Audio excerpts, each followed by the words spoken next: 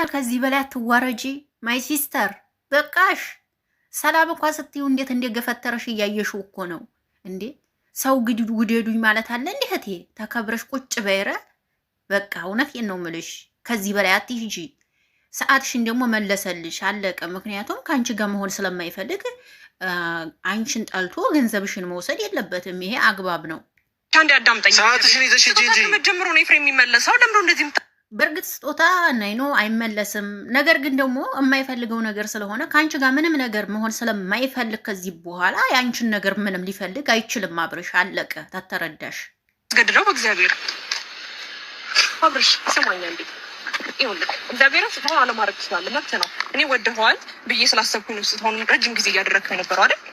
አብርሽ አብርሃም ተወደው ነበር አይደል? ይሄን ስታ ድርቅ ብላ ውይ የሆነ ነገር ልናገር ነበር እናንተ አወጣኝ ማለት ነው። እንደው ድርቅ ያለች ልጅ እናንተዬ፣ እንደው በይ በይ በርቺ በርቺ በርቺ እያላችሁ ገደል ይዛችኋት ገባችሁ።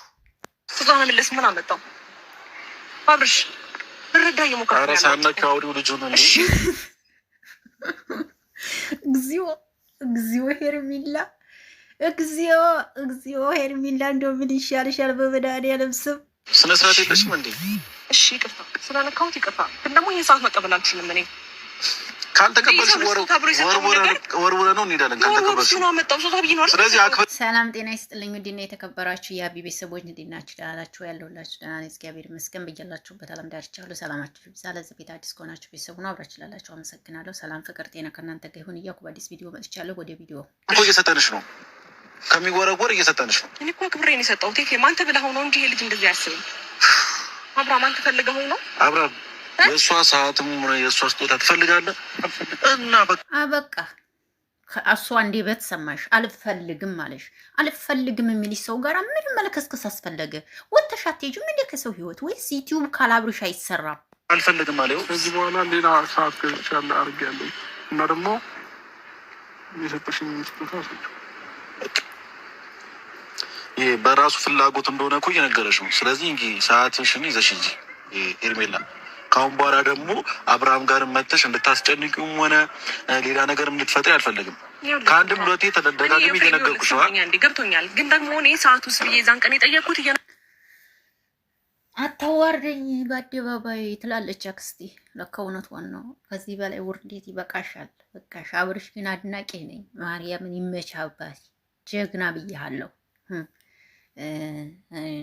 እናንተ ግን ሄርሜላን ጀግኒት በርቺ፣ አንቺ ነሽ የምትንከባከቢ የሴት በላይ እያላችሁ ከስር እያላችሁ ይኸው ገደል ሰደዳችኋት። አሁንም ደግሜ ልንገራችሁ አልጠቀማችኋትም።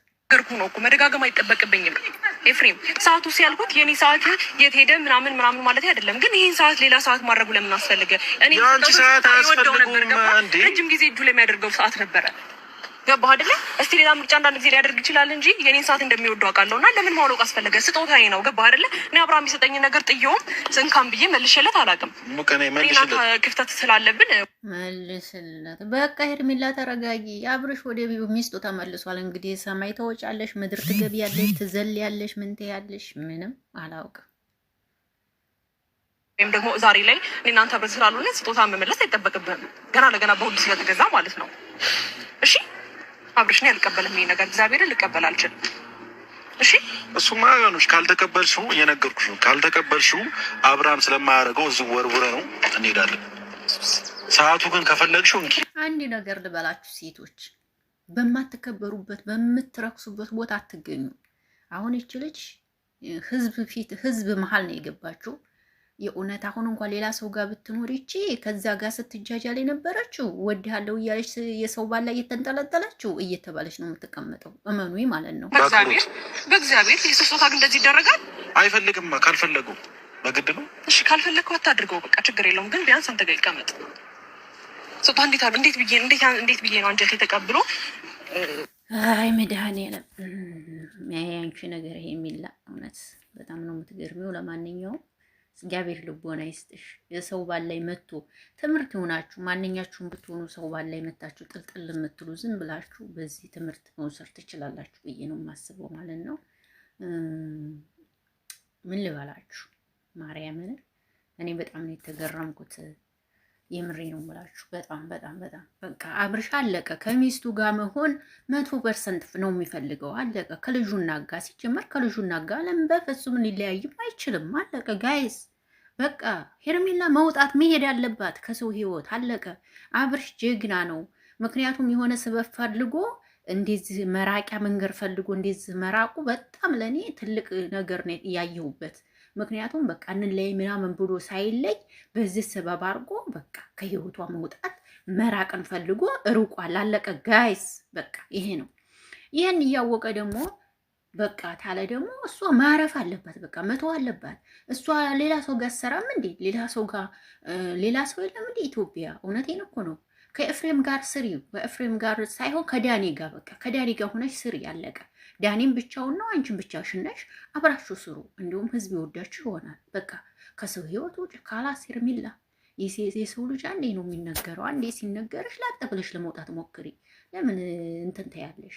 እና ውዶች ይሄን ልላችሁ ነው የመጣሁት። እወዳችኋለሁ፣ አከብራችኋለሁ። መልካም ምሽት ይሆንላችሁ። እንግዲህ ሀሳብ አስተያየታችሁን እናንተ ደግሞ ስጡ። የኔ ሀሳብ ይሄ ነው። የእናንተ ሀሳብ ደግሞ ስጡ። እኔ ሄርሜላ ምክር ስጧት በውስጥ ባካችሁ። እውነቴን ነው። የምትወዷት የምታከብሯት ምክር ልትሰጧት ይገባል። በዚህ ልክ አትሮጂ በሏት። ሴት ልጅ ስትከበር ነው የሚያምርባት። ምርጥ ልብስ ለብሶ መታየት